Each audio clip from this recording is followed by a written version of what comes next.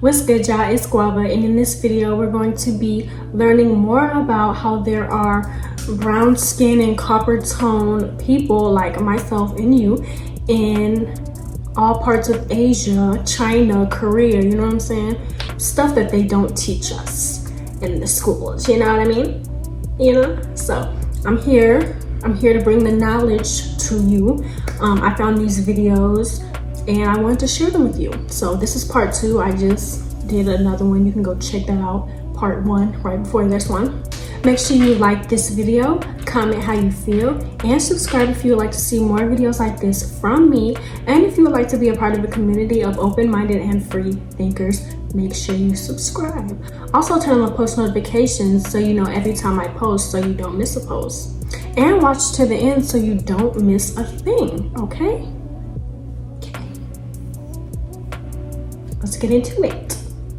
All we've ever needed was the opportunity.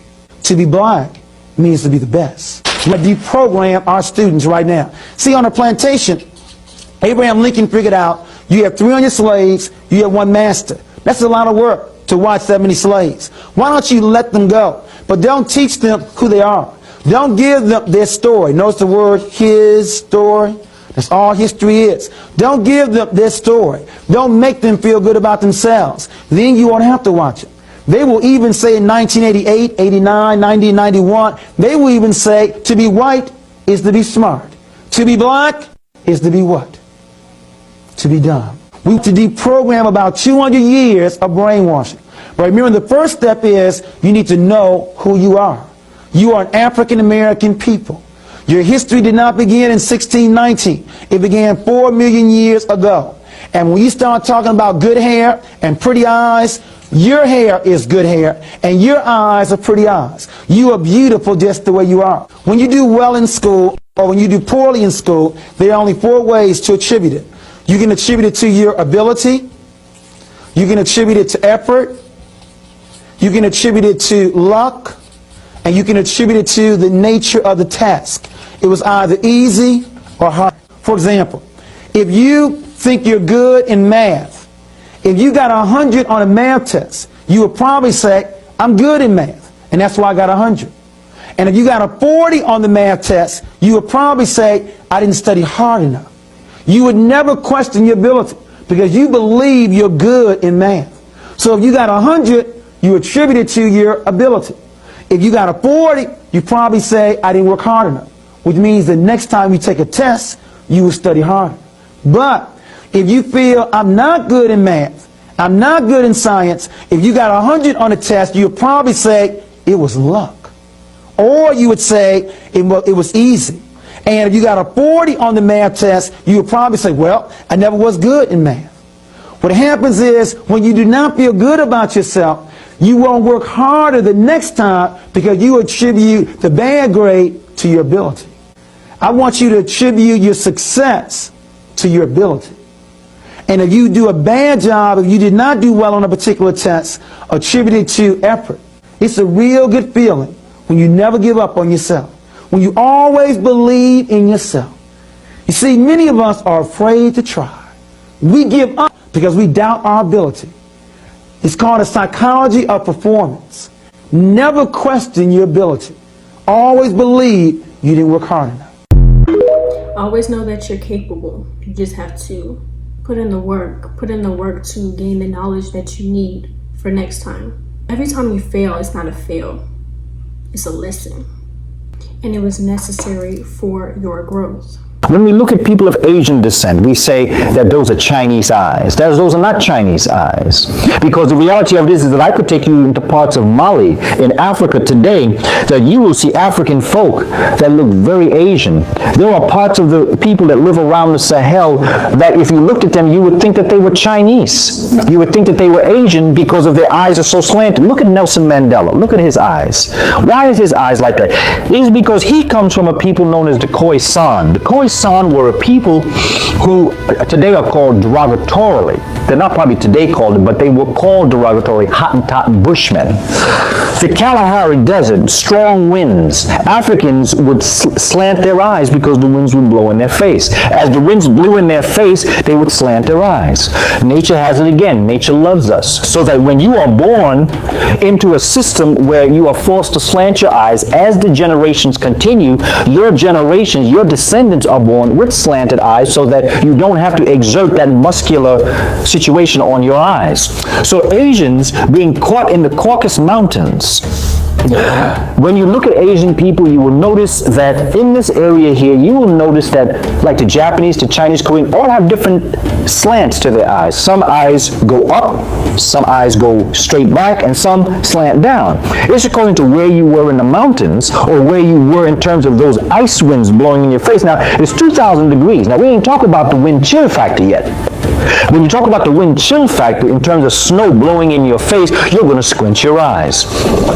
If you're in the part of the mountains where the winds blew up, your eyes would slant up. If you're in the mountains where the wind blew right straight in your face, your eyes slanted back. And if you were where the wind blew down on you, your eyes slanted down. It is a biological, it's a genetic piece that we have to look at as a people. That is why we are all related as a people. I was actually thinking that in the last video. I'm like, I always have known that each generation adapts to weather conditions or any other, natural things like that, like with their eyes, with the wind blowing. So I was thinking about that in the last video. Like, I wonder what it was that made their eyes need to be squinted like that over the generations. A Democratic Florida state senator tweeted that Florida currently has AP classes for European history, Japanese language and culture, German language and culture, Italian language and culture, as well as Spanish language and culture, adding, quote, this is a quote, "It's crazy how AP African American studies made the chopping block in Florida." To that, what do you say? I mean, it's ridiculous. I mean, I have a great deal of respect for David Irvin, but, we just got done celebrating Martin Luther King's birthday, and you have individuals who say these quotes of, the I Have a Dream speech, etc., these famous quotes by King, but they don't even know who he was because we don't teach the history correctly. People whitewash his legacy. They don't talk about the fact that he was a rabid revolutionary. They don't talk about the fact that he was talking about wages, improving the plight of black folk day in and day out. And I think that the fact that we refuse to teach the accurate history of this country, we refuse to talk about April 4th, 1968, where Dr. King was assassinated, February 8th, 68, the Orangeburg Massacre. We refuse to talk about June of that year where RFK was shot, or the fact that you have all of these black soldiers coming home from a war in Vietnam being treated like second-class citizens. That's not, something that is a fairy tale. That is a history of who we are. And Ron DeSantis and this administration in Florida are completely ignorant to that fact. Everything we talk about our history and who we are is not critical race theory. My being is not critical race theory. It's American history. Wrap your heads around that. If you're ashamed of it, that's on you. But let's at least educate the youth the correct way about what our history is. Right. It's just in general, AP courses are actually sort of the most prestigious in the public education system. AP courses are the most prestigious courses. It's actually, a lot of attention is actually put into them and thought is put into them. They're kind of their advanced placement. So it's often the students who have excelled the most who are able to even qualify for those courses. It's interesting that this is probably I don't know how many AP courses the DeSantis administration has taken issue with, but I'm probably guessing not any others. I would guess that you're correct, Anderson. And again, So I myself do live in Florida, so I'm very familiar with Ron DeSantis and his, antics. So that's insane. That's actually insane.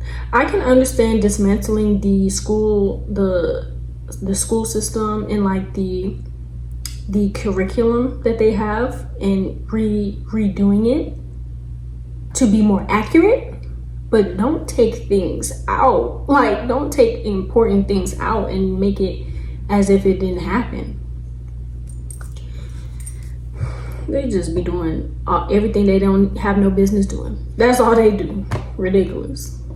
quote-unquote black Americans, you ever been told that you're mixed and that you literally had to tell people, hey, both my parents are quote-unquote black, my grandparents, they are black, all of them are black? It's because we've always looked like this, man. That's the catch. We are our own Aborigine stock, man. Wake up. I've heard a few times from different people that I look Asian, but I'm not Asian. I guess because of my eyes. Do I look Asian? Because of my eyes? I can kind of see it sometimes. But as far as I know, I'm not Asian. I have 2 black periods. Copper tone. Copper tone. There is something that could settle this debate of where the Chinese come from once and for all. I'm meeting Professor Jin Li, one of China's leading geneticists.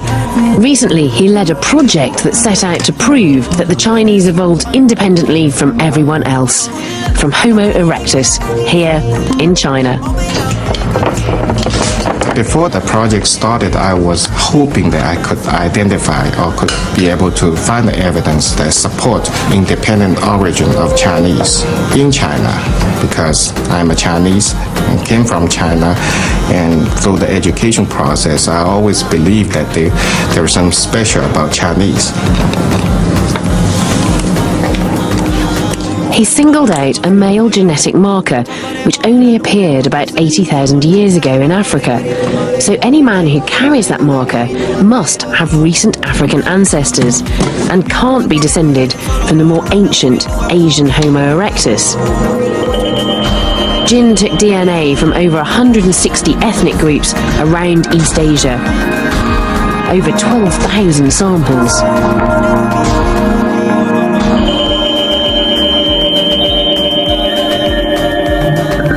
So, what did you find? We did not see even one single individual that could be considered as the descendant of the Homo erectus in China. Rather, everybody was a descendant of our ancestors from Africa. The result couldn't have been any clearer. How did that make you feel as a Chinese person? After I saw the evidences that we generate in my laboratory, I think we should all be happy with that, because after all, modern humans from different part of the world are not so different from each other, and we are very close relatives. That's great, thank you. That's what I was saying in the last video. Like, a lot of people be so mad and so like standoffish to the idea that everyone descends from copper tone people from Africa. Why? Why are you so upset about that? Like, but it seems like, you know, he's come to terms with it. He's like, I mean, I guess that's good. Because originally he was saying that he was hoping that Chinese people had their own start and didn't come from any other race or whatever. So, I mean, it is what it is. You know, he said it's a good thing. We're all one. One band, one sound.